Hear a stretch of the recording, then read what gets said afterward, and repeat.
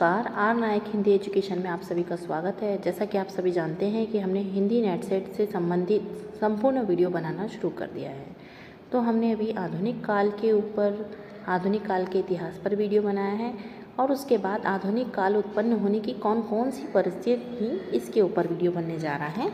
तो आधुनिक काल की निर्मित होने की कौन कौन सी परिस्थिति थी, चलिए इसका विस्तार से अध्ययन करते हैं। इसमें राष्ट्रीय काव्य धारा का विकास किस तरह से हुआ, उसको भी हम इसके अंतर्गत देखते हैं। ठीक है। आधुनिक काल लगभग 1857 से स्वतंत्रता तक का काल माना जाता है। यानी आधुनिक काल की शुरुआत 1857 के बाद से लेके अब तक का जो काल है वो आधुनिक काल ही माना जाता है। इसका कहाँ अंत है वो हमें पता नहीं, पर 1857 से जो युग आरंभ हुआ है अभी तक के काल को आधुनिक काल कहा जाता है। भारत के लिए राजनीतिक, सामाजिक और सांस्कृतिक उथल पुथल का ये समय था। ठीक है ना। 1857 की जब क्रांति हुई थी तो भारत की राजनीतिक, सामाजिक और सांस्कृतिक उथल पुथल का इस काल को इस काल को कहा जाता है। ठीक है। क्योंकि 1857 की जब विद्रोह क्रांति हुई तो उसका प्रभाव संपूर्ण विश्व पे पड़ा था और भारत पे इसका प्रभाव बहुत ज़्यादा पड़ा था, क्योंकि 1857 की क्रांति भारत में हुई थी। तो ये निम्न से लेके उच्च वर्ग के लोगों तक के जीवन स्तर में जो हलचल हुई, उस हलचल के परिणाम स्वरूप उसका प्रभाव साहित्यकार की मस्तिष्क में भी पड़ा, उनकी मानसिक स्थिति में भी पड़ा। ठीक है। तो देखो राजनीतिक परिस्थितियाँ क्या थी। तो 1857 का प्रथम स्वतंत्रता संग्राम हुआ। ठीक है ना। उस स्वतंत्रता संग्राम में क्या हुआ, विद्रोह की भावना लोगों में जागृत हुई और उन्होंने सत्ता को परिवर्तित करने के लिए विद्रोह किया।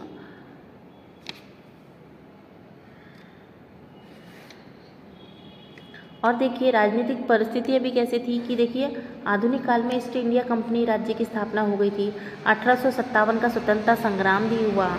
भारत में विक्टोरिया शासन की प्रतिष्ठा, इंडियन नेशनल कांग्रेस की स्थापना, प्रथम विश्व युद्ध, रॉयल एक्ट, जलियांवाला बाग हत्याकांड जैसी घटनाएं घटित हो चुकी थी। अनेक देसी रियायतों ने अंग्रेजी राज्य का अंग बन चुके थे।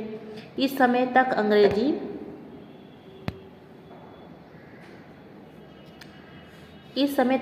शिक्षा दीक्षा शुरू हो चुकी थी, जिससे कई स्कूल कॉलेज खुल चुके थे। छापखाने, रेल, तार, डाक आदि का आविष्कार हो गया था। आधुनिक काल की जो प्रमुख घटना थी 1857 की क्रांति थी। अंग्रेजी सेना के दमन और भारतीय राजा महाराजा के विश्वासघात के कारण हमारा प्रथम स्वतंत्रता संग्राम क्या हो गया था, असफल हो गया था, जिसमें नाना साहब, टाटा टोपे, अहमद शाह और झांसी की रानी आदि वीर काम आए। 1855 में कांग्रेस की स्थापना के पश्चात अंग्रेज राज्य को उलटने के लिए अनेक क्रांतिकारी आंदोलन का सूत्रपात हुआ। एक और तिलक, रासबिहारी बोस, भगत सिंह, चंद्रशेखर आजाद जैसे स्वतंत्रता सेनानी काम आए। तो दूसरी तरफ सैद्धांतिक तरीके से आंदोलन चलाने वाले गांधी जी, मदन मोहन मालवीय, नेहरू आदि नेता सामने आए। अंग्रेजी शासनकाल में राजनीतिक परिस्थितियां बड़ी ही विकट थी।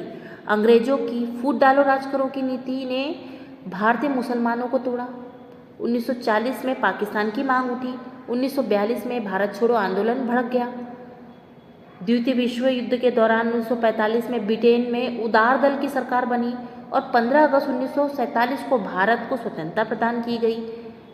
तो इसके संबंध में शिव प्रसाद शर्मा के अनुसार क्या है कि हिंदी साहित्य ने इस नव जागरण और नव राष्ट्रीय चेतना को केवल अनुसरण ही नहीं किया, वरन उसको प्रेषित ही किया है। मतलब आधुनिक काल की निर्मित के अनेक कारण है। मैंने बताया कि 1857 की क्रांति है, फिर उसके बाद ब्रिटिश ईस्ट इंडिया कंपनी की स्थापना है, रानी विक्टोरिया का शासनकाल आ गया था। तो ऐसे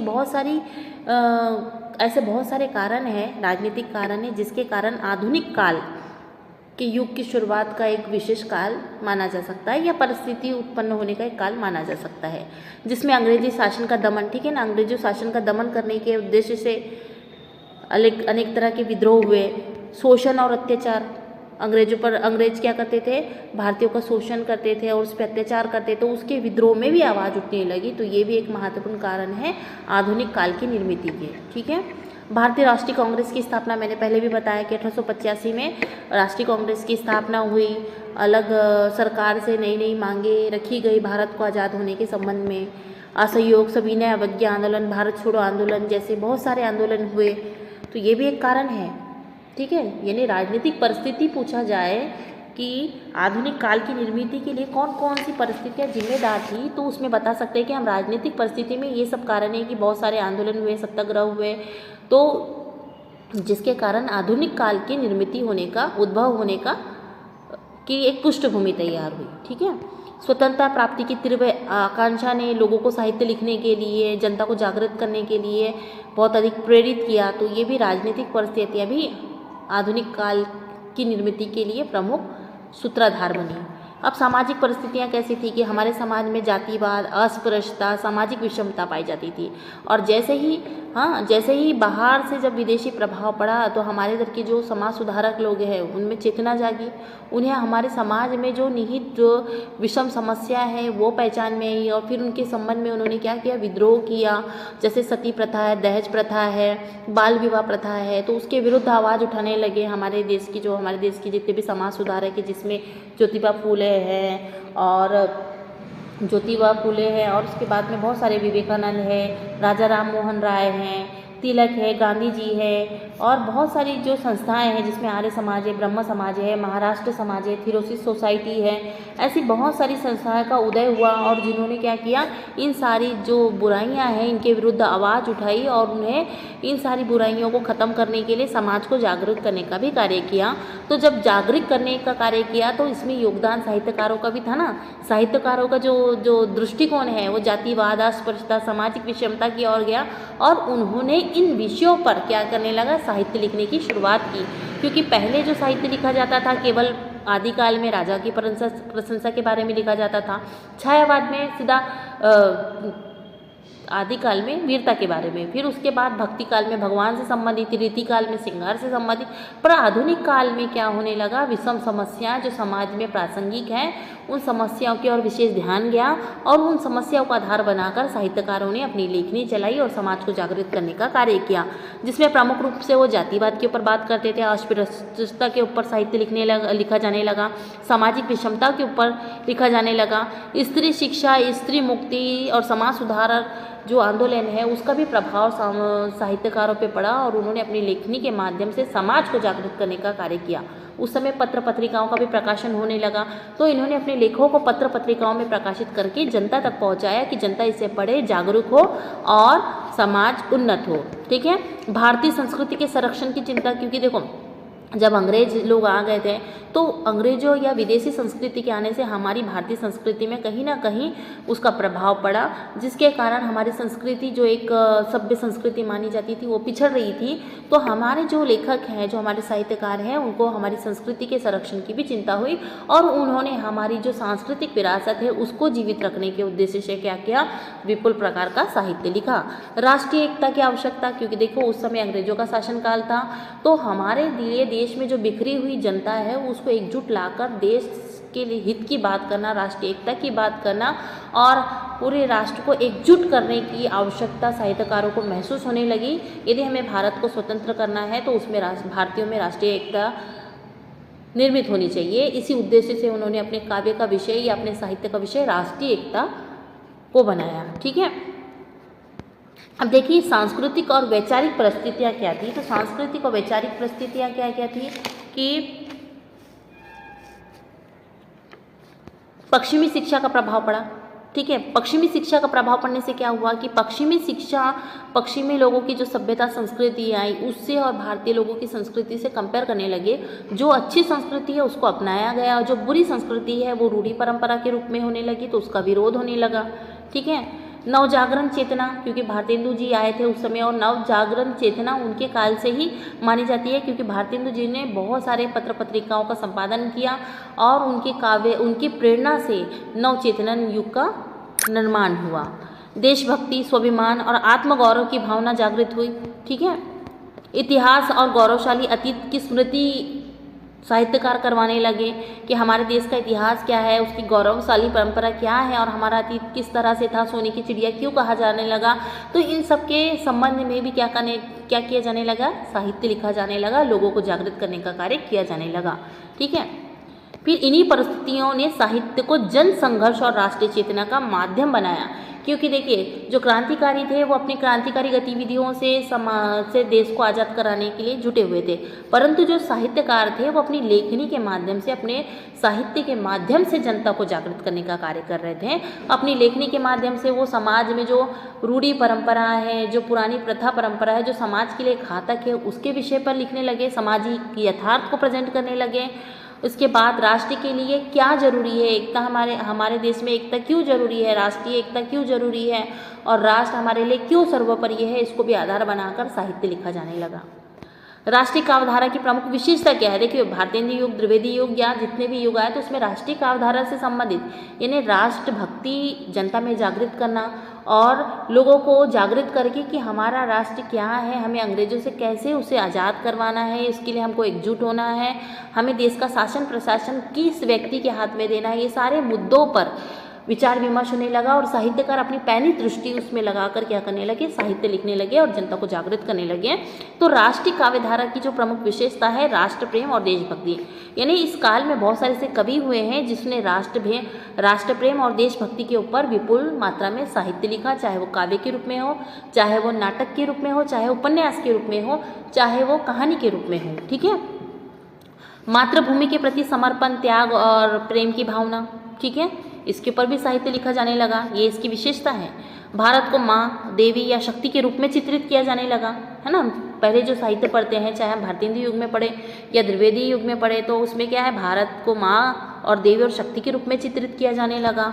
स्वतंत्रता की चेतना जनता में जागृत करने के लिए क्या करने लगे, जो जितने भी साहित्यकार हैं वो अपनी लेखनी चलाने लगे और राष्ट्र प्रेम और स्वतंत्रता की चेतना जगाने वाले साहित्य लिखने लगे, चाहे वो काव्य के रूप में हो, नाटक, उपन्यास, जितनी भी विधाओं के रूप में। ठीक है, तो विदेशी शासन से मुक्ति की तीव्र आकांक्षा थी, तो उन्होंने उसके संबंध में काव्य की रचना या जितने भी है उसकी रचना शुरू की। बलिदान और वीरता और संघर्ष का गौरवगान किया अपने काव्य में, कहानी में, नाटक में, उपन्यास में। ठीक है, जन जागरण की भावना लोगों में जागृत की, आम जनता में राष्ट्रीय चेतना जागृत करने का कार्य किया। ठीक है, साहित्यकारों ने फिर साहित्य को आंदोलन का हथियार बनाया, क्योंकि देखो जो भी साहित्य लिखा जा रहा था, चाहे वो नाटक, काव्य, कविता के रूप में, उपन्यास के रूप में हो या कहानी के रूप में हो, तो वो साहित्य जो था वो आंदोलन का हथियार बनने लगा, लोगों को जागृत करना, एकजुट रखना, एकता की भावना संचार करना, देश के लिए मरने मिटने के लिए तैयार करना और अपने देश पर गौरव और आत्मसम्मान जागृत करने का कार्य भी साहित्य करने लगा और जो एक आंदोलन का एक प्रमुख हथियार बना। ठीक है, गौरवशाली अतीत का स्मरण कि हम कौन थे और क्या थे और पहले क्या होगा। ठीक है ना, तो उसके ऊपर भी जो साहित्यकार हैं उन्होंने अपनी लेखनी चलाई, चाहे वो भारतेंदु युग का हो, द्विवेदी युग के कवि हो। ठीक है, फिर भारतीय इतिहास, संस्कृति और परंपरा का गौरव का चित्रण किया गया, प्राचीन वीरों और ऋषियों और नायकों का स्मरण करा के लोगों में राष्ट्र भावना, वीरता की भावना और एक आदर्श पुरुष की निर्मित करने का कार्य किया गया। ठीक है, वीर रस की प्रधानता इस युग में अधिक दिखती है, क्योंकि वीर रस, ओज, उत्साह और संघर्ष की भावना, मतलब जनता को इतना मोटिवेट किया गया कि वो देश के लिए कुछ कर सके, देश के लिए मरने मिटने के लिए तैयार हो जाएं। जैसे उसमें वीर रस की प्रधानता, जैसे कि सैनिक हो गए और जितने भी हैं सैनिक हो गए या क्रांतिकारी हैं, तो उनको देश के लिए अपने आप को समर्पण करने के लिए ऐसी वीर रस प्रधान कविताओं लिखने की भी शुरुआत होने लगी। ठीक है, कविताओं को में तेजस्वी और आवेग के साथ कविता की, उस कविता को पढ़ने के बाद लोगों में मोटिवेशन जागे, लोग प्रेरित होने लगे और देश के लिए कुछ ना कुछ करना है, समाज के लिए कुछ ना कुछ करना है, समाज में परिवर्तन करना है, ऐसी भावना जागृत करने वाले लेख लिखे जाने लगे। ठीक है, सरल और प्रभावशाली भाषा थी, क्योंकि उस समय पहले जो साहित्य लिखा जाता था वो संस्कृत में, परंतु अब उसका परिवर्तन हो गया, ब्रज भाषा में लिखा जाने लगा और वो सरल भाषा में, ब्रज भाषा, खड़ी बोली हिंदी में लिखा जाने लगा, जिससे वो आम जनता तक पहुँचे और लोगों को समझ में आए। ठीक है, खड़ी बोली हिंदी का प्रयोग होने लगा, आम जनता की समझ में आने वाली जो भाषा है उस देशी भाषा में साहित्य लिखा जाने लगा, नारे, गीत और प्रेरक जो पंक्तियां हैं वो भी लिखा जाने लगा कि जो राष्ट्र चेतना जागृत करने के लिए एक चिंगारी का काम करे। आदर्शवाद और नैतिक चेतना भी जागृत करने वाली कहानी, नाटक, उपन्यास लिखे जाने लगे। सत्य, अहिंसा, त्याग और कर्तव्य बोध का याद दिलाने वाली भी साहित्य इस युग में लिखे जाने लगे। यह इस युग की प्रमुख विशेषता है। राष्ट्र को सर्वोपरि मानने की भावना भी निर्मित करने के लिए अलग अलग प्रकार के साहित्य लिखे जाने लगे। जैसे प्रेमचंद्र का सोजे वतन है ना। उसके बाद में ये अपना माखनलाल चतुर्वेदी का पुष्प की अभिलाषा है, और बहुत सारे हैं। बहुत सारे जो साहित्य है, चाहे वो नाटक, उपन्यास, कहानी के ऊपर हो, जो भी हो, तो उसका एक ही उद्देश्य था कि देश में राष्ट्रीय चेतना जागृत करना, सामाजिक बुराइयों को नष्ट करना, अपने राष्ट्र का गौरवगान करना। ठीक है, ये सारी विशेषताएं इस युग की थी। प्रमुख राष्ट्रीय काव्यधारा के जो कवि है वो कवि में मैथिली शरण गुप्त, मैंने पहले भी बताया कि मैथिली शरण गुप्त ने राष्ट्रीय काव्यधारा के कवि माने जाते हैं, और इन्होंने राष्ट्र को जागृत करने, राष्ट्र को चेतना जगाने का भरपूर कार्य किया अपने साहित्य के माध्यम से। उन्होंने विपुल मात्रा में ऐसी कविताएं लिखी हैं जो कि राष्ट्रीय चेतना जागृत करे। सुभद्रा कुमारी चौहान ने झांसी की रानी है ना, उसके संबंध में लिखा है। तो ये राष्ट्रीय चेतना की उस कविता को पढ़कर व्यक्ति में बिल्कुल एकदम जोश आ जाए, जुनून आ जाए, और देश के लिए कुछ कर गुजरने की उनमें ललक पैदा हो जाए। माखनलाल चतुर्वेदी है, रामधारी सिंह दिनकर है, हुंकार है, कुरुक्षेत्र है, ऐसी रश्मिरथी है, ऐसे बहुत सारी उन्होंने काव्य की रचना की है जिसको पढ़कर हमारे मन में या भारतीय लोगों के मन में राष्ट्र की भावना जागृत हो। बालकृष्ण नमीन ने भी राष्ट्रीय काव्यधारा से संबंधित बहुत सारी काव्य की रचना की है। निष्कर्ष के तौर पे बोल सकते हैं कि राष्ट्रीय काव्यधारा आधुनिक हिंदी साहित्य की वह चेतना धारा है जिसमें कविताओं को राष्ट्र सेवा और स्वतंत्रता आंदोलन का सशक्त माध्यम बनाया। इस धारा ने भारतीय जनता को संघर्ष, त्याग और आत्मसम्मान की प्रेरणा दी और स्वतंत्रता प्राप्ति में साहित्य की महत्वपूर्ण भूमिका सिद्ध की। तो आशा करते हैं कि आप सभी को ये समझ में आया होगा। यदि समझ में आया तो लाइक, सब्सक्राइब करें। धन्यवाद।